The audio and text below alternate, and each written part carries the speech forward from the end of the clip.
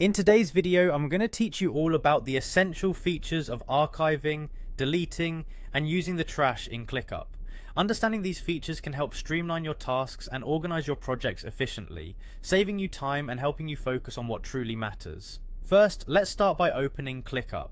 Head over to Clickup's website, which is branded as the Everything app for work. Once you're there, the next step is to locate and click on the Login button. This will prompt you to enter your credentials, but there's an easier way if you've linked your Google account. By clicking Sign in with Google, you can utilize your existing Google credentials to enter Clickup, making the process seamless and quick. Once you're successfully logged in, you'll need to select your account. If you have multiple Google accounts, be sure to choose the correct one that you use for Clickup. Now that you are inside your Clickup dashboard, the main hub where you organize tasks and projects, your next move will be to select the list that contains the task you want to modify. Lists in Clickup allow you to group related tasks, and having these organized helps in locating tasks quickly.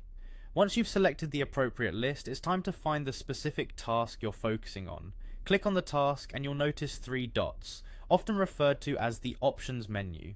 These three dots are your gateway to more actions you can perform on this task. Let's discuss archiving first.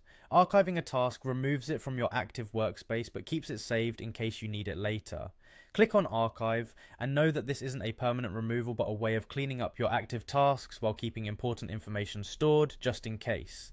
Next, let's move on to deleting a task. Sometimes a task is no longer needed or was a mistake, and in these cases you might want to opt for deletion. Click the delete option from the same menu. Keep in mind that deleting is more permanent than archiving, so be certain that this task is no longer needed in any form. By understanding the differences between archiving and deleting, you can keep your Clickup workspace neat and tailored to your current needs, archive tasks you might wish to revisit, and delete those that are entirely obsolete.